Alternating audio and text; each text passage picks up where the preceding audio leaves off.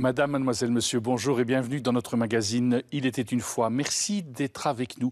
Aujourd'hui, il était une fois, la transition est en marche. Mais de quelle transition s'agit-il? Est-ce un mouvement qui se vit en douceur, une prise de conscience de l'avenir de notre planète, un doux rêve ou une nécessité? Je vous laisse regarder le sommaire de notre magazine.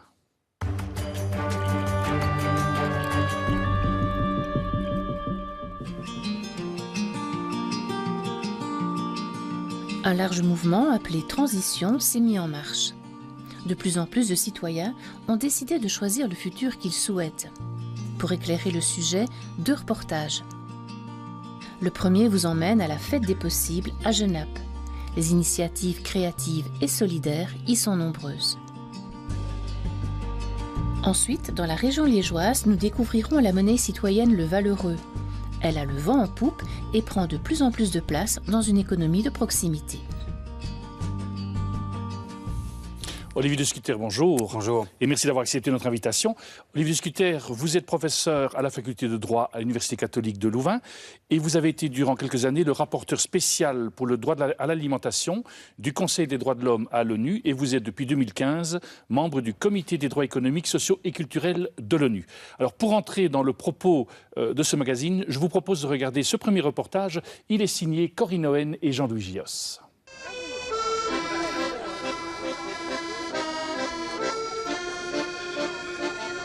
Ce dimanche, les habitants de Genappe sont dans la rue pour la Fête des Possibles.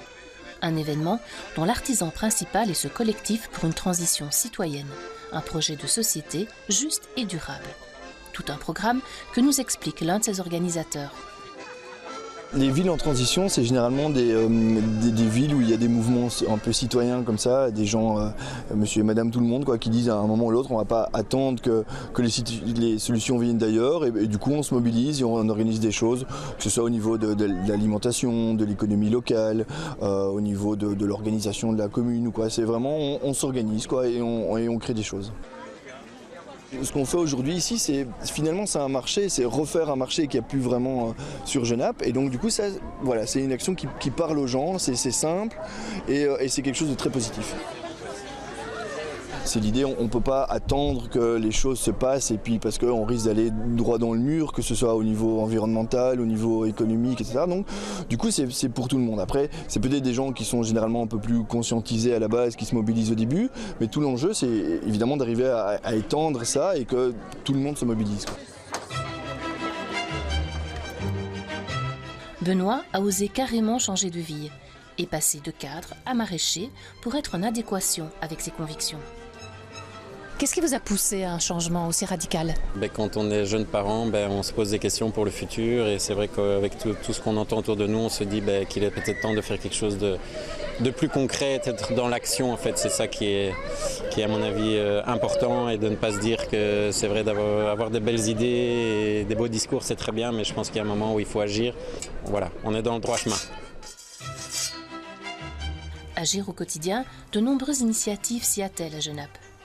Un four collectif y a vu le jour, ainsi que cet ancien cinéma devenu un repère de marionnettes et qui accueille les petits pots. Une épicerie qui se veut éthique et responsable. C'est une épicerie vrac, c'est vraiment dans le but d'avoir des produits secs en vrac pour limiter les emballages et les déchets, de créer du lien à Genappe parce qu'on est vraiment au centre de la ville et d'offrir les produits à un prix le plus abordable possible. Donc le principe, c'est que c'est collaboratif, participatif. Les membres sont vraiment sollicités pour faire des permanences. Donc on demande qu'ils viennent soit le samedi, soit le mercredi pour faire des permanences. Et on a vraiment besoin de l'aide de chacun pour la tenue de l'épicerie. Alors être en transition, qu'est-ce que ça veut dire pour vous? C'est évoluer doucement vers quelque chose de plus durable. Le faire de façon progressive. Je pense qu'on ne va pas pouvoir changer les choses tout directement du jour au lendemain. Il faut le faire en douceur, mais en conscience. Il faut vraiment que tout le monde soit conscient qu'on est tous acteurs de nos choix, de ce que nous faisons au quotidien. Et ça, c'est le message à dire. Chacun a le droit de reprendre une partie de sa vie en faisant des choix pour un meilleur environnement, une meilleure qualité de vie.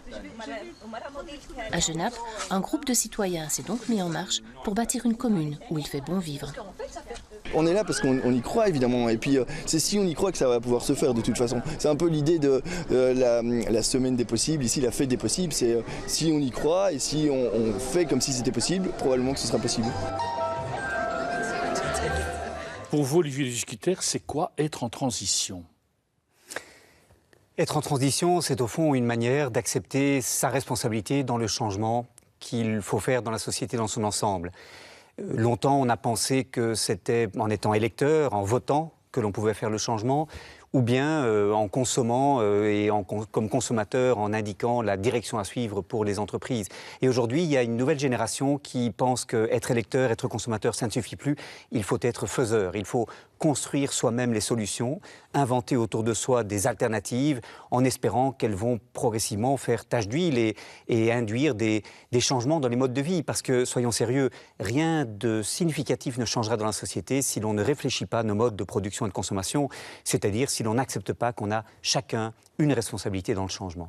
Mais justement, chacun a une responsabilité dans le changement. Est-ce que tout être humain est capable de pouvoir être acteur ? C'est vrai que ces mouvements sont un peu à l'aube de leur développement et que pour l'instant, ils se posent la question de leur côté inclusif et suffisamment large. Ils doivent changer d'échelle et pour cela, il faut qu'ils concernent non seulement les gens conscientisés, les gens motivés à changer les choses dans leur manière de se déplacer, de s'alimenter, de se chauffer, etc. Et il faut que cela devienne un mouvement social d'ensemble. Mais ce qui est tout à fait frappant, c'est que les normes sociales dans les sociétés, la manière dont les gens se comportent, peuvent basculer assez rapidement. Pensons par exemple à la vitesse à laquelle on a commencé à s'abstenir de fumer en la présence d'enfants ou dans des endroits fermés. Cela s'est fait en l'espace de quelques années. Une norme sociale a évolué, au départ du comportement d'un petit nombre de gens dans la population d'abord, avec l'aide aussi d'initiatives réglementaires. Et donc, très rapidement, il est devenu anormal de fumer en présence des enfants ou de fumer dans des espaces fermés. Et je pense que progressivement, le fait d'utiliser sans raison la voiture individuelle, le fait de consommer de manière tout à fait déraisonnable et non responsable, le fait de ne pas recycler ses déchets, cela va peu à peu devenir au fond l'objet de réprobation sociale et une nouvelle norme sociale va progressivement s'instaurer. Qu'est-ce que vous appelez une consommation déraisonnable et déresponsable ? Au fond, nous avons vécu jusqu'à récemment dans l'illusion que nous pouvions consommer sans limite une très grande diversité de produits venus de différentes parties du monde dans toutes les saisons. Et aujourd'hui, l'on se rend compte qu'il faut relocaliser l'économie, qu'il faut s'adapter au rythme des saisons, qu'il faut modérer notre consommation de certains produits qui sont développés dans des filières de production et de distribution qui ne sont pas soutenables. Et de plus en plus, les choix de consommation sont des choix qui sont dictés par des considérations éthiques et pas seulement par des considérations matérielles. On ne recherche plus seulement le meilleur rapport qualité-prix, on cherche aussi à savoir si le produit qu'on s'apprête à acheter, à consommer, a été produit dans des conditions qui sont environnementalement soutenables, respectent le droit à des revenus décents de la part du producteur, etc.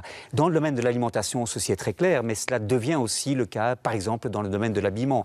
Et peu à peu, c'est au fond une manière pour le consommateur de se poser chaque fois des questions, aujourd'hui, qui ne se posaient peut-être pas il y a 10 ou 15 ans.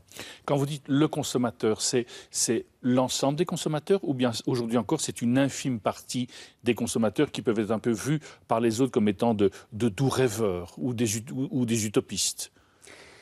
C'est vrai que cela ne représente pas un segment encore très important du public qui achète de manière consciente, mais le vrai problème c'est que beaucoup de gens qui voudraient acheter de manière responsable et consommer de manière responsable ne sont pas suffisamment bien informés sur les conséquences de leur choix. Et les consommateurs aujourd'hui sont induits en erreur par la prolifération de labels, par des rumeurs portant sur tel ou tel produit ou filière de production. Et malheureusement, ils n'ont pas toujours les moyens d'exprimer par leur choix de consommation leurs convictions éthiques. Et je pense que c'est vraiment une responsabilité des pouvoirs publics, même s'ils n'avancent pas très vite dans la réglementation du développement durable, de la production et de la consommation durable, qu'au moins ils donnent aux consommateurs les moyens de s'informer et de faire des choix en connaissance de cause. Vous avez le sentiment qu'il y a un cri d'alarme à lancer aujourd'hui pour l'avenir de notre planète ? Bien entendu, tous les indicateurs sont au rouge et malheureusement, la capacité pour le monde politique de réagir et de gagner cette course de vitesse qui s'est engagée contre la dégradation des écosystèmes, cette capacité du monde politique, elle est relativement limitée. Le monde politique n'est pas en mesure toujours de répondre à des attentes de plus en plus pressantes des hommes et des femmes, que nous allions vers un mode de développement qui soit plus durable. Et c'est la raison pour laquelle nous avons ces faiseurs qui se mettent en marche, qui construisent des GENAP en transition ou des hâtes en transition. On voit ça se développer dans beaucoup de villes et communes de la région wallonne. C'est parce que l'on ne veut plus attendre que toutes les solutions viennent du politique. On est impatient de changer les choses par soi-même. Et je pense que c'est important que les politiques soient à l'écoute de cette manière de transformer la société sans prendre le pouvoir, changer la société par le bas, par ces initiatives locales citoyennes. Et les politiques, même s'ils n'ont pas le courage d'obliger la société à changer de cap d'un seul coup, doivent au moins accompagner ce mouvement et en faciliter l'extension progressive. On voit par exemple à Liège où le politique a justement mis en place un marché de produits qui ne peuvent pas être produits à plus de 50 km de l'endroit même. Est-ce qu'on est dans cette mouvance-là aussi ? Oui, le développement durable, c'est aussi la relocalisation de la production et de la distribution. Il est important de voir que la mondialisation qui a progressé de manière inouïe depuis 30 ans en particulier, ça signifie la mise en concurrence généralisée des producteurs et des filières, avec par conséquent une possibilité pour les entreprises de pratiquer un dumping social, environnemental, fiscal. Elles déclarent les profits là où elles le souhaitent pour payer le moins de taxes possible. Elles font travailler des travailleurs là où les salaires sont les plus bas et les droits syndicaux bafoués.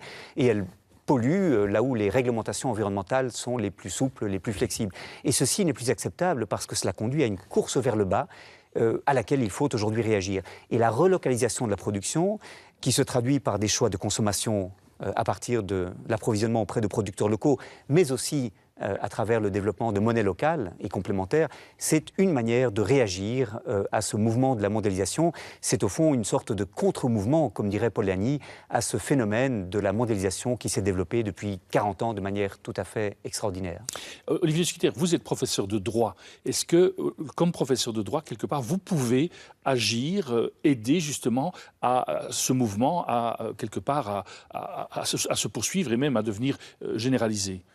Oui, c'est important de se rendre compte que lorsqu'on propose aux politiques des outils qui permettraient par exemple de relocaliser les circuits de production et de distribution, la réaction spontanée des politiques, c'est de dire ceci n'est pas compatible avec nos engagements dans le cadre de l'Organisation mondiale du commerce ou parfois nos engagements dans le cadre de l'Union européenne. Et c'est vrai que ces ordres juridiques-là, européens, internationaux, en imposant des conditions de concurrence non faussée, de non-protectionnisme, de non-discrimination, parfois, ces ordres juridiques font obstacle aux tentatives de relocaliser la production et la distribution.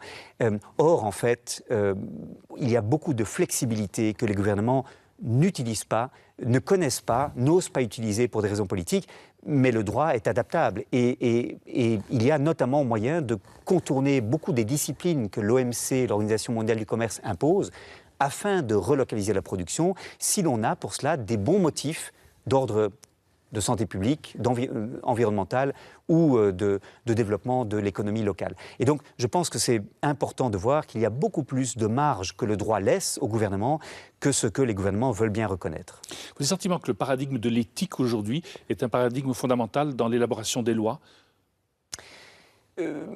Au fond, on sort d'un monde qui est à son crépuscule, où l'objectif était toujours d'avoir des économies d'échelle plus vastes, des gains d'efficience plus grands par une division internationale du travail plus poussée.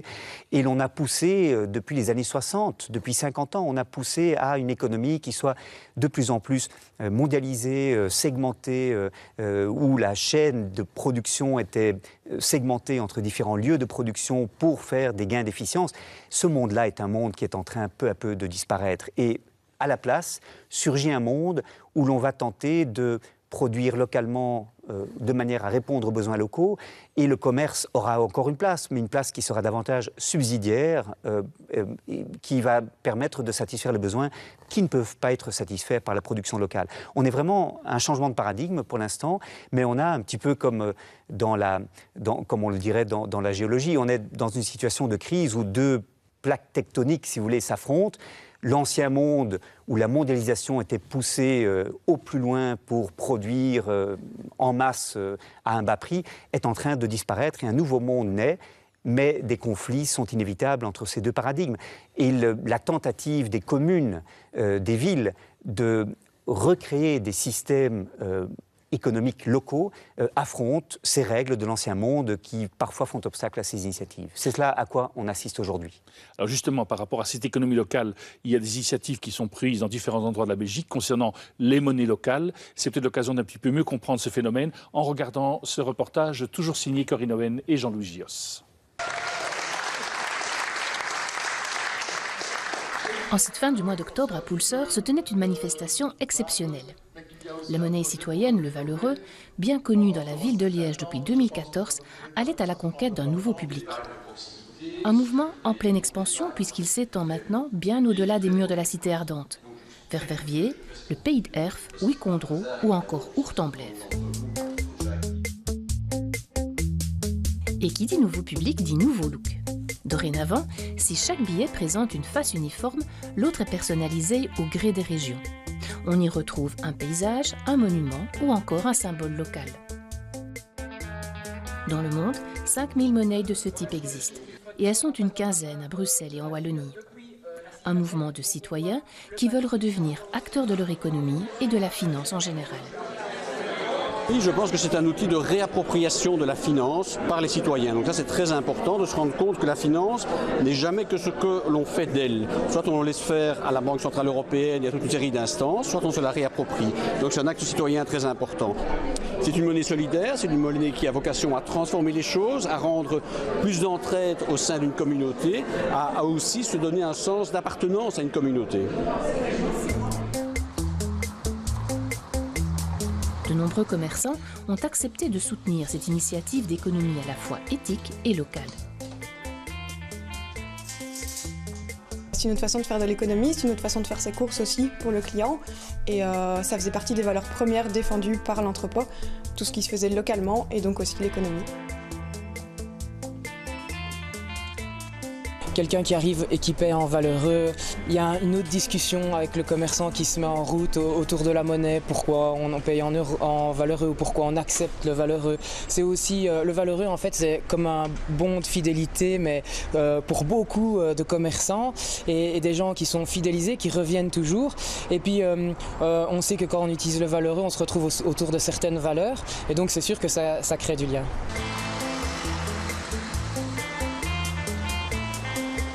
Ce sont bien sûr les commerces de proximité ou les petites structures qui bénéficient en première ligne de ce bon de soutien à l'économie locale. Du chocolat au quinoa. Le quinoa ? Oui, s'il vous plaît. C'est un projet qui se développe sur le moyen et le long terme. Et donc aujourd'hui, on a commencé à Liège avec des commerçants. Le système s'étend maintenant au pays de Herve, à Verviers, Ourtemblève, Wouy, Esbey, Condro. Et donc là, on va pouvoir faire ce qui est vraiment au cœur de la transition, c'est une alliance entre les villes au pluriel et les campagnes au pluriel. Et donc, on va pouvoir toucher des producteurs, des agriculteurs, des gens qui font du fromage, de la bière. Et c'est à ce moment-là que ça devient intéressant parce que l'outil va pouvoir fermer ces boucles économiques qui sont constituées de circuits courts. Loin de la spirale infernale de la mondialisation, cette monnaie citoyenne a donc l'ambition de mettre tous les acteurs économiques sur les chemins de la transition. Olivier Scuter, comment est-ce que vous vous situez, vous, par rapport à l'émergence de ces monnaies locales ? Moi, je crois que c'est formidable. Ce sont des monnaies complémentaires qui ne sont pas là pour remplacer l'euro, mais qui permettent, au fond, permettre que l'argent circule le plus souvent au sein de la communauté et que l'on n'ait pas tous les commerces, tous les producteurs qui soient mis en concurrence avec leurs équivalents dans d'autres parties de l'Union européenne ou d'autres parties du monde. Donc c'est une manière, au fond, de valoriser la production locale. C'est aussi une manière d'instaurer du lien social, au-delà de l'anonymat de l'échange monétaire, entre les personnes qui adhèrent à cette devise complémentaire qu'est le valeureux. Et ce que je constate aussi, c'est que quand on introduit une monnaie complémentaire, comme ça se fait à Liège, comme ça se fait autour de Louvain-la-Neuve avec le talent par exemple, cela amène les gens à se poser des questions sur la signification de la monnaie, comment est-elle produite, comment est-elle créée, que signifie-t-elle, pourquoi évolue-t-elle de manière aussi erratique parfois. Et c'est par conséquent une extraordinaire opportunité de faire une pédagogie autour de la monnaie et de sa place dans l'économie. De manière une question plus personnelle, vous-même travaillant à Louvain-la-Neuve, est-ce qu'il vous arrive de payer dans la monnaie locale ? Alors moi, il m'arrive d'utiliser le talent. On échange en fait 1 euro contre 1 talent et un ensemble de commerces à Louvain-la-Neuve, par exemple, où j'enseigne, acceptent de prendre le talent comme rétribution du service qu'ils rendent ou de la marchandise qu'ils offrent. Et à leur tour, ils vont s'approvisionner alors auprès de commerces locaux pour que cet argent circule au sein de la communauté. Et vous avez le sentiment que le rapport social change avec le commerçant parce que vous payez dans une monnaie locale, comme on l'entendait dans le reportage ? Oui, absolument. Il y a au fond cette idée que l'échange à partir d'une monnaie locale introduit des rapports de confiance plus poussés entre des gens qui, parce qu'ils partagent cette monnaie locale, savent qu'ils vont être de manière répétée en interaction l'un avec l'autre. Donc cela désanonymise les rapports commerciaux, cela responsabilise l'acheteur comme le producteur. On ne se pose pas seulement la question de savoir quel sera le produit le moins cher ou comment on va faire payer le plus aux consommateurs. On comprend qu'on est dans un rapport qui est aussi de confiance mutuelle et la monnaie locale symbolise cela et le rend tangible. Et est-ce qu'en plus, cette monnaie locale ne va-t-elle pas avoir comme conséquence que de rendre l'économie locale plus robuste, justement parce que on est dans ce système-là ? Oui, la monnaie locale d'abord, et c'est son atout principal, donne une opportunité aux petits entrepreneurs locaux, aux producteurs locaux, d'avoir accès à des filières de production et à des marchés dont sinon ils risqueraient d'être exclus parce qu'ils sont éventuellement moins compétitifs que des concurrents qui sont au sud de l'Europe ou à l'autre bout du monde. Et donc, si l'on comme ce sont eux, ces commerçants, les seuls qui vont accepter d'être payés en talent, par exemple, c'est vers eux qu'on va se diriger plutôt que vers des concurrents qui acceptent d'être payés en euros. Et donc, il y a là une chance, une opportunité économique pour les personnes qui s'inscrivent dans ces circuits.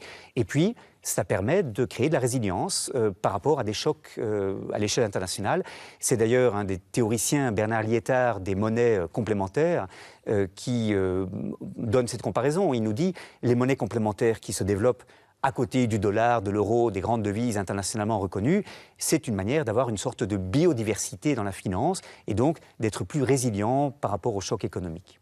Donc vous voyez vraiment le côté positif de tout ce mouvement de transition. Oui, et je pense que la monnaie locale est un des nombreux outils qui permettent d'amener cette relocalisation et la création de liens de confiance à l'échelle locale. À Luxembourg, par exemple, il y a une commune dont le maire était Camille Gira, maintenant secrétaire d'État dans le gouvernement luxembourgeois, et qui a introduit une monnaie locale il y a une vingtaine d'années. Et on voit combien cela a transformé la manière dont les commerçants et la population se rapportent les uns aux autres dans cette trentaine de communes qui partagent cette monnaie locale à Luxembourg. C'est tout à fait impressionnant de voir combien les rapports économiques sont réencastrés dans les rapports sociaux au lieu d'être anonymisés comme ils pouvaient l'être par l'usage d'une devise internationale. Mais quand on voit cette économie locale parfois qui est un peu plus chère, enfin les produits de cette économie un peu plus chers que ceux de l'économie plus globale, est-ce que finalement c'est quand même pas une économie pour des gens un peu privilégiés qui peuvent se permettre d'acheter ces produits-là, ou bien pensez-vous que parce que le mouvement va s'agrandir, eh bien quelque chose d'un autre ordre va se jouer ? Oui, ça joue dans les deux sens. C'est vrai que parfois les produits locaux sont plus chers, mais en même temps, les produits à bas prix qui viennent d'ailleurs et qui sont produits par des firmes multinationales qui choisissent où produire à moindre coût, ont un impact sur la collectivité qui est considérable. Impact environnementaux, impact sociaux, impact simplement en termes de concurrence déloyale résultant du fait qu'on fait produire pas cher ailleurs. Donc, il ne faut pas se leurrer. Les prix bas que l'on paye pour les biens de consommation de masse, en réalité, sont des prix qui mentent quant à la réalité des coûts sociaux qui sont imposés à la collectivité comme prix de la mondialisation. Donc, c'est vrai qu'on paye éventuellement moins cher des produits venus de loin et qui ont été produits à des conditions moins durables, mais à un moment donné, c'est des conséquences sociales, environnementales, de santé publique pour lesquelles il faudra que le contribuable vienne au secours des choix qui ont été faits. Donc je pense qu'il ne faut pas se laisser trop tromper par les prix qui sont pratiqués. Parce qu'évidemment, ça c'est du très court terme, et comme vous le dites bien, il y a des enjeux éthiques derrière qui sont fondamentaux. Oui, la consommation de plus en plus est un geste éthique et il est extrêmement impressionnant de voir combien progresse le nombre de gens aujourd'hui qui voient dans leur choix de consommation une démarche éthique, politique. C'est un message qu'ils envoient au système économique en demandant à celui-ci en fait qu'il change. Et ils encouragent ce changement par les choix qu'ils font. Et choisir de payer dans une monnaie complémentaire en allant de préférence vers des commerçants qui l'acceptent, c'est aussi un choix éthique. C'est dire que l'on attache de l'importance aux rapports sociaux qui se nouent au sein de la collectivité et à ce désencastrement de l'économie locale de l'économie mondiale. Ce phénomène de cette société en transition, est-ce que c'est très localisé en Europe ou bien de votre point de vue au niveau de l'ONU, vous vous rendez compte qu'au niveau mondial, il y a quelque chose qui est en train de se jouer? Non, il y a vraiment quelque chose d'assez impressionnant qui est en train de se jouer et je crois que cela se traduit de manière différente, certes, de pays à pays, mais ce qui est vraiment transnational, c'est cette volonté des mouvements sociaux aujourd'hui de ne plus passer nécessairement par les partis politiques, voire même par les syndicats pour amener le changement, mais de développer des projets par eux-mêmes. Et en quelque sorte, ils construisent le sol en marchant. Ils ne savent pas nécessairement, ces mouvements sociaux, vers quoi cela va conduire, mais ils inventent des solutions à l'échelle locale et ils ne veulent plus attendre que d'influencer le politique et de prendre le pouvoir pour que la société peu à peu se transforme. Et ça se voit partout. Par exemple, les paysans sans terre en Inde, sous le leadership de Rajagopal, inventent des manières de pratiquer une réforme agraire sans attendre du gouvernement indien qu'il offre des solutions. Et on pourrait multiplier les exemples en Amérique latine, où ces mouvements sont très forts, ou en Afrique, par exemple. Donc, c'est un mouvement mondial qui, au fond, se traduit par le fait que des mouvements sociaux aujourd'hui militent, changent les choses sans, comme autrefois, toujours passer par le politique. Et les gouvernements doivent prendre la mesure de ces attentes nouvelles, qui n'est plus que toutes les solutions viennent des gouvernements, mais qui est d'être soutenu dans ces initiatives locales qui se mettent en place. Donc on assiste à une véritable mutation de notre société, de manière globale. Oui, je crois que le rapport du pouvoir à la société est en train de changer et qu'on attend aujourd'hui du pouvoir qu'il crée des espaces où les gens puissent expérimenter des nouvelles manières d'établir des relations sociales, des nouvelles manières de produire, de consommer, etc. Et on demande du pouvoir qu'il laisse faire ces mouvements sociaux à l'échelle généralement municipale. Par exemple, on voit un très grand nombre de villes se mobiliser pour créer des systèmes alimentaires locaux ou pour réduire leur empreinte écologique et les émissions de gaz à effet de serre. Et c'est là que se situe aujourd'hui le centre de gravité de l'innovation politique. Ce n'est plus au niveau des États. Les États bougent moins vite que les villes en matière de lutte contre le changement climatique. Mais ce dont les villes ont besoin, c'est d'une possibilité d'inventer des solutions, de les développer à leur échelle, sans que des règles imposées d'en haut fassent obstacle aux initiatives qu'elles pourraient vouloir prendre. Mais donc, il y a vraiment aujourd'hui une prise de conscience que toutes les solutions ne viennent pas d'en haut et que c'est d'en bas parfois que des alternatives peuvent être construites. Olivier de Schutter, merci beaucoup de nous avoir sensibilisés à ces mouvements de transition. Nous arrivons déjà au terme de notre magazine. Merci d'être resté avec nous. Si vous souhaitez le revoir, il est possible de le faire en allant sur notre site catobel.be. Au nom de toute l'équipe, il a préparé. Je vous souhaite une excellente journée.